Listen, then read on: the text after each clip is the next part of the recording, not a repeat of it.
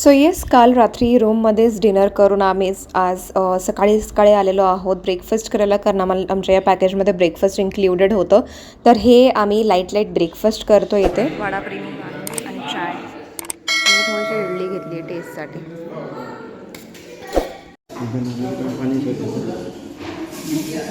Glass मागतो आणू का? मी एक्सपेक्ट केलं होतं की इथे पोहे असतील, कारण मी खूप पोहे प्रेमी माणूस आहे, पण इथे पोहेच नाही आहे. तिथे इडली आहे, वडा आहे, सांबार आहे, chutney, bread jam, bread butter and toast and all ते घेऊन खात आहेत. But that is not our nashta. आम्हाला पोहे, मिसळ असं कुठं लागतं नाश्ता. पुण्याचा नॉट पुण्याचा, कोल्हापूरचा नाश्ता आपला आहे.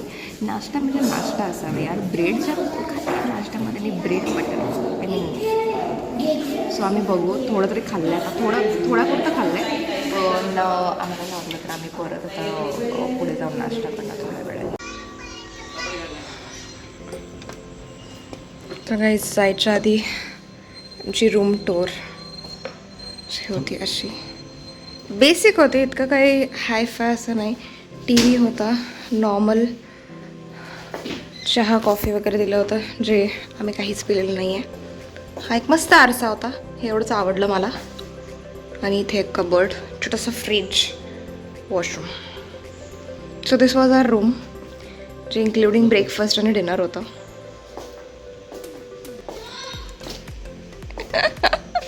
Dinesh, how was your experience staying here? Was it good?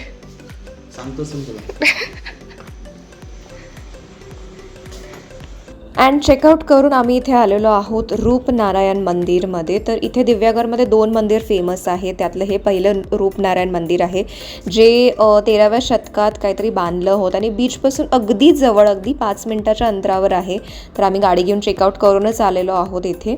आणि इथे हे विष्णूचं मंदिर आहे. तर मंदिरामध्ये विष्णू देवाची मूर्ती आहे आणि चारी बाजूला हे असे दशावतार कोरलेले आहेत. तर खूप सुंदर मंदिर आहे. फक्त असं रेड कलरच्या ब्रिक्समध्ये किंवा असं आर्किटेक्चर आहे त्याचं, म्हणून हे अट्रॅक्शन पॉईंट आहे.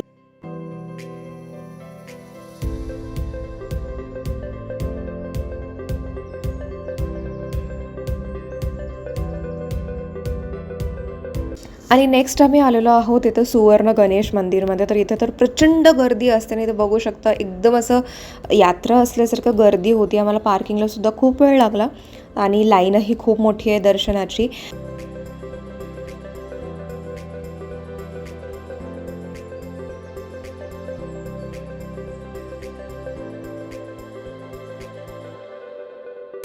तर हे सुवर्ण गणेश मंदिर फेमस आहे कारण इथे सोन्याचा गणपतीचा मुखवटा आहे, जे किरीट किंवा मुखवटा आहे तो सोन्याचा आहे. पण याची स्टोरी अशी आहे की ते जे मुखवटा होतं ते काही वर्षांपूर्वी चोरांनी चोरी केली होती, पण पोलिसांना ते चोर पकडण्यामध्ये यश मिळालं. ते सोनं वगैरे वापस मिळालं, पण त्या चोरांनी ते सोनं वितळवलं होतं. तर परत योग्य ती कारवाई करून ते वितळलेलं सोन्यापासून परत तो आहे तसा मुखवटा तयार करून मग परत या मंदिरामध्ये त्या मुखवट्याची स्थापना झाली. अशी ही शॉर्ट स्टोरी आहे या मंदिराची. पण हेही खूप अट्रॅक्टिव्ह पॉईंट आहे आणि खूप सुंदर मंदिर आहे बाहेरून सुद्धा. तर आम्हाला बॅग्समुळे जाता येत नव्हतं आत, कारण बॅग्स अलाउड नव्हतं आणि खूप गर्दी होती. सो आम्ही असं केलं की पहिला मी दर्शन घेऊन आले आणि मग आता दिनेश उभारला आहे लाईनमध्ये, ते दिसतो आहे दिनेश. आम्ही आलेलो आहोत मस्त ऊसाचा रस प्यायला.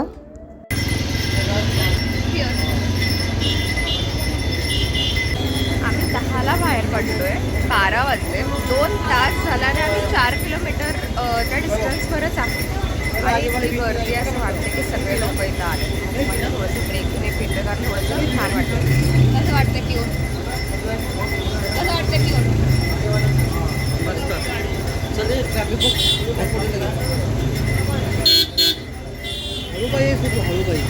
हळूबाई नाही, आय एन्जॉय माय एन्जॉय गाडी मारा दिलं पाहिजे तुला, म्हणजे काय एन्जॉय माहिती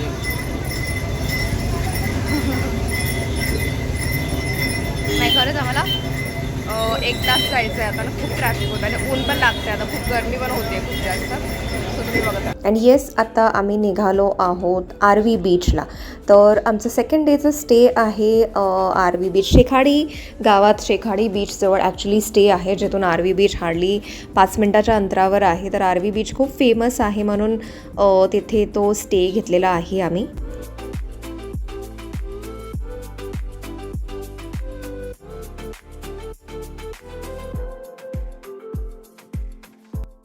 अँड येस, हा जो कॉर्नर आहे तो पूर्ण आरवी बीचचा तो टर्न आहे, जो द फेमस पॉईंट आहे या दिव्यागड श्रीवर्धनच्या एरियामध्ये.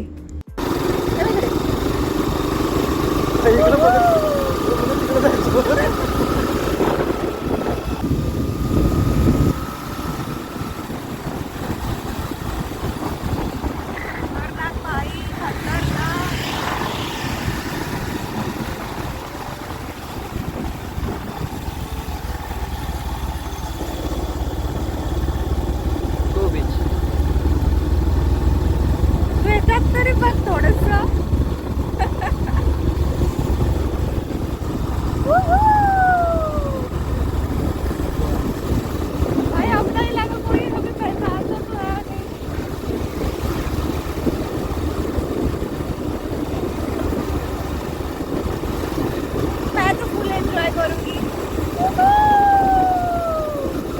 तर येस, दिव्यागड टू श्रीवर्धन रोडचा हाच अट्रॅक्शन पॉईंट आहे की दिव्यागडनंतर श्रीवर्धनपर्यंत पोचण्यापर्यंत किंवा हा आरवी बीचचा कॉर्नर जो आहे तो एकदम समुद्राला लागून रोड आहे. तर हा एक्सपिरियन्स खूप सुंदर आहे. तुम्ही नक्की हे 3 पॉईंट्स कवर करा जे आम्ही केलेले आहेत. तर अतिशय सुंदर, स्वच्छ आणि प्रायव्हेट बीच का म्हटलं जातं, कारण इथं अजिबात गर्दी नसते. आरवी बीचसुद्धा शांत बीच आहे, स्वच्छ बीच आहे, गर्दी नाही आहे. तर आम्ही इथं दुपारचं आलेलो आहोत कारण आमचं परत चेक इन 1 वाजता आहे दुपारी. तर म्हटलं थोडा वेळ बीचवर टाईमपास करूनच मग चेक इन करायला जाऊ.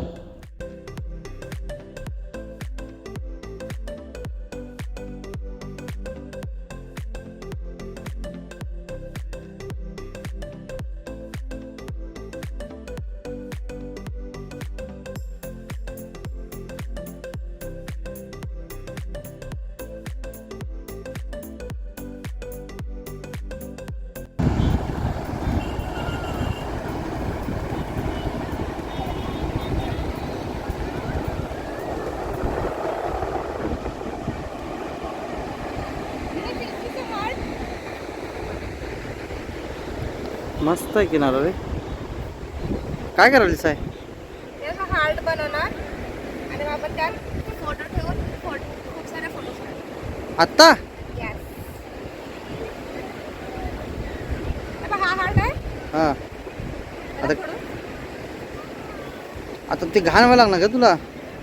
हात धुईल ना. करामती माणूस आहेस, करामती.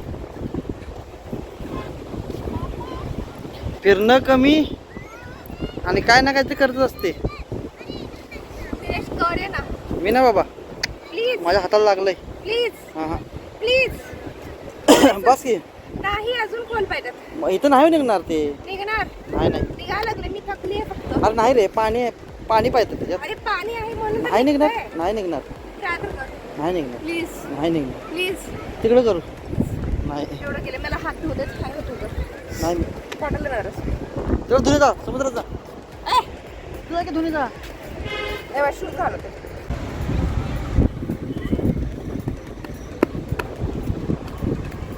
तो हार्ट तरी दिसू देत. तेव्हा इकडनं हे कर जरा असं कव येऊन. थांबक बरोबर. इकडे जरा इथं टंबू येऊ दे असं. हे हा आता बरोबर. आय थिंक सो ये होना चाहिए. इकडचं करू नकोस. हा टंबू असू देत.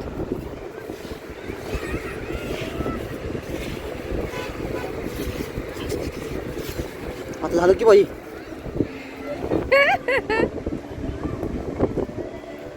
हा बस. पण फोन ठेवायचा कसा असा उलटा? मोबाईल हे ठेवायचं ना, पेपर ठेवायचं. सेल्फी मध्ये काढायचं की उलटा कॅमेरामध्ये काढायचं असतं? उच साईड लाव.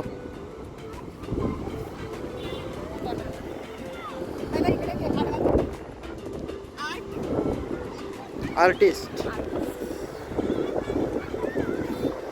अँड येस, वाजलेले आहेत 2 आणि आम्ही आता खूप थकलेलो आहोत. भूकसुद्धा प्रचंड लागलेली आहे. तर आम्ही आता चाललो आहे आमच्या सेकंड डेच्या हॉटेलवरती. तर आम्ही कुठे स्टे करतो आहे, काय आहे, होमस्टे कसा आहे, काय आहे ते बघायचं असेल तर नक्की या चॅनलला सबस्क्राईब करा. आम्हाला इंस्टाग्रामवरच सुद्धा फॉलो करा. आणि पुढच्या व्लॉगमध्ये आपण परत भेटू. तोपर्यंत bye everyone and take care.